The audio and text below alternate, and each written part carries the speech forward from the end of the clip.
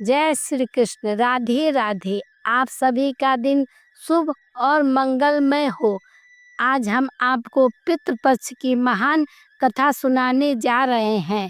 कहा जाता है कि इस कथा को सुनने से समस्त प्रकार के पितृदोष समाप्त हो जाते हैं। इस कथा का ध्यान पूर्वक श्रवण करने मात्र से ही मनुष्य के कोटि कोटि पाप नष्ट होते हैं और उसे अपार धन संपत्ति और सुख समृद्धि की प्राप्ति होती है।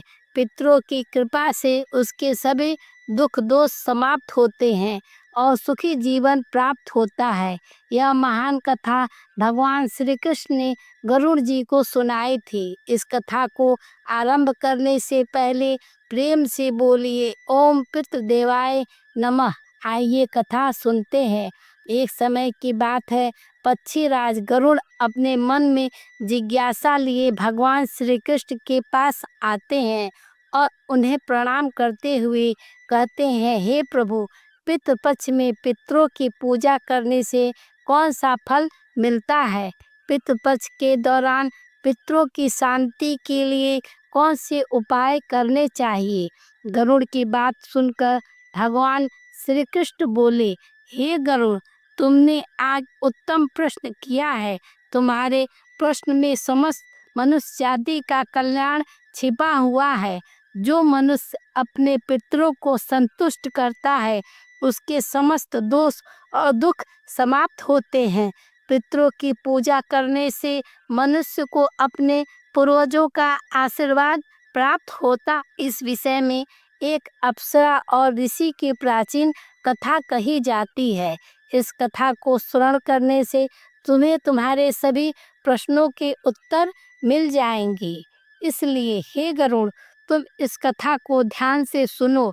इस कथा को जो भी सुनता है उसके समस्त प्रकार के पितृदोष नाश होता है। जो भी इस कथा को सुनता है और सुनाता है उसके ऊपर पितरों की कृपा सदैव बनी रहती है। गरुड़ जी कहते हैं, हे प्रभु, आपके मुख से इस कथा को सुनने के लिए मैं उत्सुक हूँ। कृपया आप मुझे वह कथा सुनाइए। मैं इस कथा का प्रचार अवश्य करूँगा। फिर भगवान श्री कृष्ण गरुड़ जी को पितृपक्ष की कथा सुनाने लगते हैं। इसलिए श्रोताओं, आप भी इस कथा को ध्यान पूर्वक पूरा अवश्य सुने। इस कथा को श्रवण मात्र से मनुष्य के सभी पाप और दोष नष्ट हो जाते हैं। उसे पितृदोष से मुक्ति मिलती है और सभी कर्ज उतर जाते हैं। धन धान की प्राप्ति होती है तथा सुंदर गुणवान पत्नी की प्राप्ति निश्चित होती है। संतानहीन को संतान प्रदान करने वाली यह कथा अत्यंत महान है। पितृपक्ष के दौरान इस कथा का श्रवण प्रत्येक मनुष्य को करना चाहिए। इसका श्रवण करने से पितृदेव प्रसन्न होते हैं और वरदान देते हैं। श्री कृष्ण कहते हैं, हे गरुड़, प्राचीन काल की बात है, रुचि नाम का एक राजा था जो संसार की माया मोह को छोड़कर निर्भय होकर ब्रह्मचर्य का पालन करते हुए निरंकार भाव से पृथ्वी पर विचरण करने लगे। उन्होंने संसार की सभी खुशियों और भोगों का त्याग कर दिया। उन्होंने घर में रहना भी छोड़ दिया था। वह एक बार ही भोजन करते थे और वन वन भटकते रहते थे। उन्होंने ऐसा वैराग्य धारण कर लिया था कि उन्हें देखकर उनके समस्त पितृगण अत्यंत दुखी हो गए। अपने वंशज को इस प्रकार से वंश का नष्ट करता हुआ देखकर उन्हें भय लगने लगा। उन्होंने सोचा कि वह स्वयं चलकर अपने वंशज से मिलेंगे और उसे वैराग्य का त्याग करने के लिए कहेंगे। फिर एक दिन जब ऋषि रुचि ध्यान मग्न होकर तपस्या कर रहे थे, उसी समय उनके समस्त पितृगण उस स्थान पर प्रकट हुए। जब ऋषि रुचि ने अपनी आंखें खोली तो उन्होंने 4 दिव्य आत्माओं को अपने सामने खड़ा देखा। उन्हें देखकर वे आश्चर्यचकित हो गए और उन्हें प्रणाम करते हुए कहने लगे, हे महान आत्माओं, आप कौन हैं और किस कारण से आप मुझे दर्शन देने के लिए पधारे हैं। वे सभी दिव्य आत्माएं कहने लगी, हे वत्स, हम तुम्हारे पूर्वज हैं और हम तुम्हारे इस वैराग्यपूर्ण आचरण से अत्यंत दुखी हैं, इसलिए तुमसे मिलने के लिए आए हैं। ऋषि रुचि ने उन्हें नमस्कार करते हुए आदर पूर्वक पूछा, हे पितृगण, आप सभी के दर्शन करके मैं कृतार्थ हो गया, किंतु आप मेरे आचरण से दुखी क्यों हैं? कृपया मुझे विस्तार से बताइए। मुझ में ऐसी कौन सी भूल हो गई जो मेरे पूर्वज मुझसे असंतुष्ट और दुखी हैं। तब ये सभी पितृगण कहने लगे, हे वत्स, तुमने किस कारण से विवाह नहीं किया? विवाह स्वर्ग और मोक्ष प्राप्ति का उत्तम मार्ग है। गृहस्थ आश्रम के बिना मनुष्य को शाश्वत बंधन होता है। गृहस्थ में रहकर मनुष्य देवताओं, पितरों, ऋषियों और याचकों की पूजा करके उत्तम लोकों को प्राप्त करता है। वह देवताओं को स्वाहा और पितरों को साध शब्द के उच्चारण से तथा द्वार पर आए अतिथियों और याचकों को दान देकर संतुष्ट करता है। विवाह ना करके संतान को उत्पन्न ना करके तुम देवगणों तथा पितृजनों के ऋण से मुक्ति नहीं पा सकोगे। संसार में रहने वाले मनुष्य, ऋषि तथा अन्य प्राणियों के लिए भी तुम प्रतिदिन ऋणी ही हो रहे हो। संतान की उत्पत्ति के बिना तुम स्वर्ग को कैसे प्राप्त कर सकोगे? देव पूजा, पितर तर्पण तथा संन्यास ग्रहण किए बिना तुम्हें स्वर्ग की प्राप्ति नहीं होगी। सभी पितर कहते हैं, हे पुत्र, यदि तुमने विवाह नहीं किया तो यह अन्याय केवल तुम्हें कष्ट ही देगा। ऐसा करने के बाद तुम्हें नरक की प्राप्ति होगी और अगले जन्म में भी कष्ट भोगोगे। फिर ऋषि रुचि ने अपने पितरों से कहा, हे पितरों, जीवन में विवाह करना अत्यंत दुखदायक है। इससे पाप संग्रह होता है और अंतकाल में यह अधोगति प्रदान करता है। इसी विचार से मैंने स्त्री के साथ विवाह नहीं किया है। स्त्री संग पारिग्रह करने से मुक्ति नहीं मिलती। जो व्यक्ति अविवाहित रहकर प्रतिदिन विद्या ग्रहण करता है और ज्ञान के अमृत से अपनी आत्मा को निर्मल करता है, वह मेरे लिए श्रेष्ठ है। विद्वानों ने अनेक प्रकार के सांसारिक कर्मों का वर्णन किया है, इसलिए मनुष्य को अपने इंद्रियों पर संयम रखकर तत्व ज्ञान के जल से आत्मा को शुद्ध करना चाहिए। फिर पितरों ने कहा, इंद्रियों को बस में रखकर ज्ञान के द्वारा आत्मा को निर्मल करना चाहिए। तुम्हारा यह कथन उचित ही है, किंतु यह कल्याण का मार्ग नहीं है जिस पर तुम चल रहे हो। यज्ञ, तप और दान के द्वारा अपने आप को दूर करते हुए फल प्राप्ति की कामना से रहित जो मनुष्य शुभ और अशुभ कर्म है, वह बंधन के कारण नहीं होते हैं। जो पूर्व का कर्म है वह भोग से नष्ट होता है। पूर्व जन्म का जो पुण्य कर्म है वह सुख दुख को भोगने से निरंतर नष्ट होता रहता है। फिर ऋषि रुचि ने कहा, हे पितामह, वेदों में कर्म मार्ग के प्रतिपादक द्वारा विद्या और माया की पुष्टि की गई है, इसलिए आप मुझे विवाह करने के लिए क्यों प्रेरित कर रहे हैं? विवाह करके मेरे जीवन अनिष्ट ही हो जाएगा। पितरों ने कहा, हे वत्स, कर्म द्वारा जो कुछ भी किया जाता है वह विद्या है, यह सत्य है, किंतु विद्या प्राप्त करना भी एक प्रकार का कर्म है। शास्त्रों में जो बेहद कम है, सज्जन पुरुष उसका उल्लंघन नहीं करते हैं, क्योंकि उन्हें उसी से मोक्ष की प्राप्ति होती है। शास्त्रों में पुरुषों को विवाह करने की आज्ञा दी गई है। विवाह ना करने पर पुरुष को मुक्ति नहीं मिलती। संतान के बिना उसे मोक्ष नहीं मिलता। संतान के द्वारा किए गए साध कर्म से ही उसे मोक्ष मिलता है। इसलिए हे पुत्र, तुम विधि पूर्वक विवाह करो। विवाह न करने से तुम्हारे सभी कर्म भी नष्ट हो जाएंगे और तुम विफलताओं को ही प्राप्त करोगे। यदि हमारा वंश नष्ट हो जाएगा तो हमारी आत्माएं अतृप्त रहेंगी। विवाह करके संतान उत्पन्न करके ही तुम अपने पितरों को संतुष्ट कर सकते हो। आगे भगवान श्री कृष्ण कहते हैं, हे गरुड़, इस प्रकार से अपने पितरों के वचन सुनकर ऋषि रुचि को बड़ी ग्लानि हुई। उन्होंने विवाह करने का निश्चय किया। फिर ऋषि रुचि ने अपने पितरों से कहा, हे पितृगण, अब तो मैं बूढ़ा हो गया हूँ, कौन मुझे अपनी कन्या प्रदान करेगा? वैसे भी मुझ जैसे वृद्ध व्यक्ति के लिए ब्याह करना अत्यंत कष्ट साध्य है। फिर पितरों ने कहा, हे वत्स, यदि तुम हमारे वचनों का पालन नहीं करोगे तो निश्चय ही हम पितरों का पतन हो जाए और तुम्हारी अधोगति हो जाएगी। इतना कहकर सभी पितृगण अदृश्य हो गए।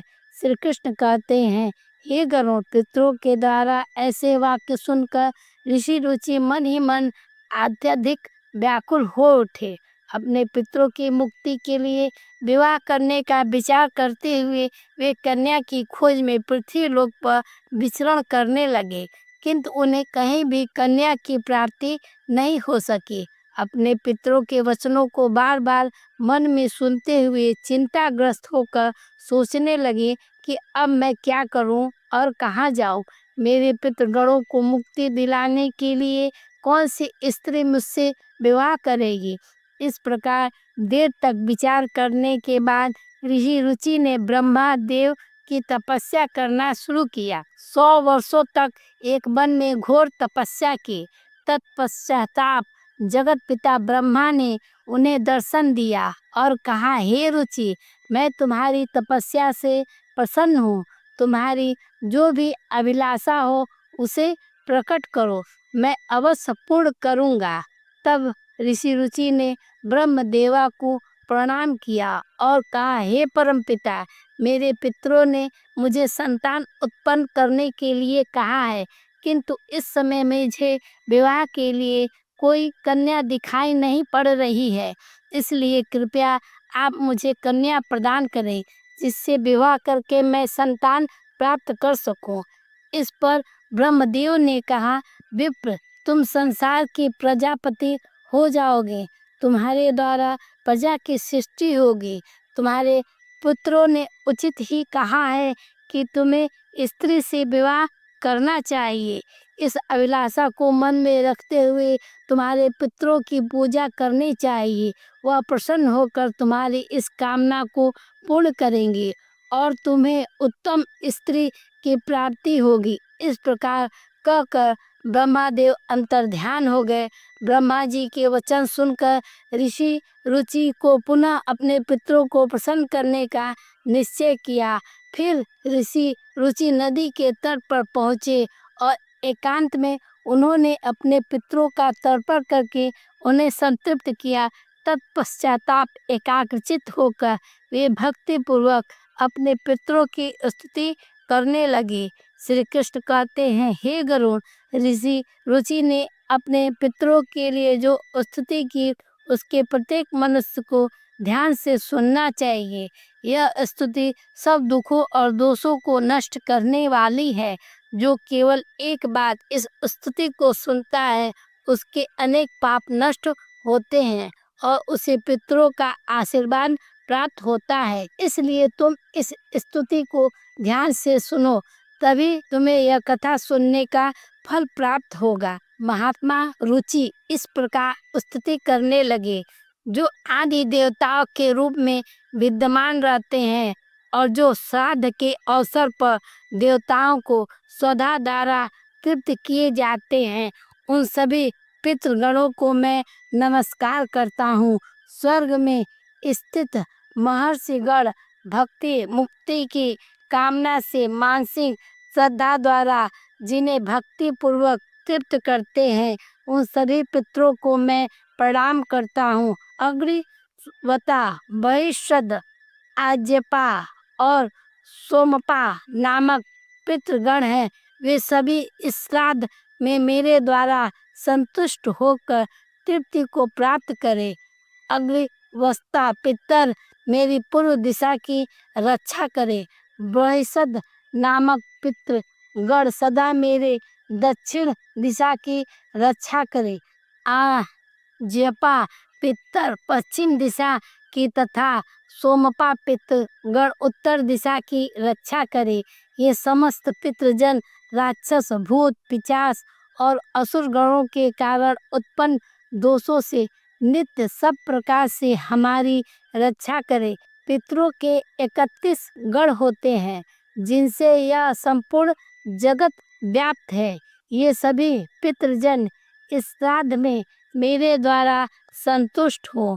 इस प्रकार ऋषि रुचि द्वारा स्तुति करने पर पितर अत्यंत प्रसन्न हो गए और उसी समय एक दिव्य तेज उत्पन्न हुआ जो आकाश मंडल में चारों ओर व्याप्त हो गया।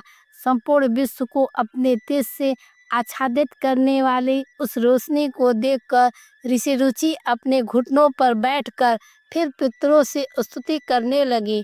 रुचि की स्तुति सुनकर पितृगण अत्यंत प्रसन्न हुए और उनके सामने प्रकट हो गए।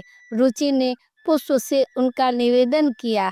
वे सभी पितर उन्हीं को धारण करके उनके सामने प्रकट हुए। रुचि ने भक्तिपूर्वक हाथ जोड़कर अपने पितरों को प्रणाम किया और निवेदन किया।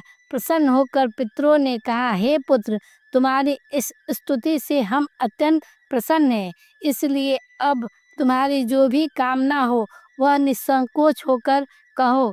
तब नतमस्तक होकर रुचि ने पितरों से कहा, हे पितृदेव, ब्रह्मदेव ने इस सृष्टि की रक्षा करने के लिए मुझे प्रजापति बनाया है, इसलिए मैं आपसे संतान उत्पन्न करने के लिए समर्थ, गुणवान और चरित्रवान पत्नी की कामना करता हूँ। फिर पितरों ने कहा, इसी स्थान पर अभी इसी क्षण तुम्हें एक उत्तम और मनोरम पत्नी की प्राप्ति होगी और उसी से तुम्हें एक पुत्र होगा। रुचि का पुत्र बुद्धिमान और बलशाली होकर तीनों लोकों में ख्याति प्राप्त करेगा। उसकी भी अतिशय बलवान, महापराक्रमी, महात्मा और पृथ्वी का पालन करने वाले बहुत से पुत्र होंगे। इतना कहकर समस्त पितृगण ऋषि रुचि को आशीर्वाद देकर उस स्थान से अंतर्ध्यान हो गए। फिर पितरों के अंतर्ध्यान होते ही उनकी कृपा से उसी समय उस नदी के बीच में ही रुचि के समीप एक प्रिय लगने वाली सुंदर और श्रेष्ठ अप्सरा प्रकट हुई। उस श्रेष्ठ अप्सरा ने मधुर वाणी से महात्मा रुचि से कहा, हे वरुण के पुत्र महर्षि पुष्कर द्वारा मेरी एक अत्यंत सुंदर कन्या उत्पन्न हुई है। मैं उस सुंदर रूप वाली कन्या को भार्या के रूप में मैं आपको प्रदान करती हूँ। आप इससे विवाह करें। इस कन्या से आपको अभिषेक, बुद्धिमान और मनु नामक पुत्र होगा। फिर प्रजापति रुचि ने उस अप्सरा कन्या से विवाह किया। श्री कृष्ण कहते हैं, हे गरुड़, इस प्रकार से ऋषि रुचि ने अपने पितरों को प्रसन्न करके विवाह के लिए कन्या प्राप्त की और अपने वंश को आगे बढ़ाया। कथा के अंत में भगवान श्री कृष्ण ने गरुड़ जी को पितरों को प्रसन्न करने के अनेक उपाय विस्तार से बताए। ये उपाय मनुष्य के जीवन में पितृदोष समाप्त करने और पितरों की कृपा प्राप्त करने के लिए अत्यंत आवश्यक माने जाते हैं। श्री कृष्ण ने गरुड़ जी से कहा कि पितरों को प्रसन्न करने के लिए कुछ विशेष अनुष्ठान, तर्पण और धार्मिक कार्यों का पालन आवश्यक होता है। आइए जानते हैं उन महत्वपूर्ण उपायों के बारे में। तर्पण है। तर्पण का अर्थ है जल अर्पण करना। पितृपक्ष के दौरान पवित्र जल को हाथ में लेकर पितरों का आवाहन करते हुए उन्हें जल अर्पण करना चाहिए। तर्पण में काले तिल, जल, दूध और कुश का उपयोग किया जाता है। यह कार्य पवित्र मन और श्रद्धा से करना चाहिए, जिनसे पितृगण तृप्त होकर प्रसन्न होते हैं। और तर्पण करते समय ओम पितृगणाय नमः मंत्र का उच्चारण करना चाहिए।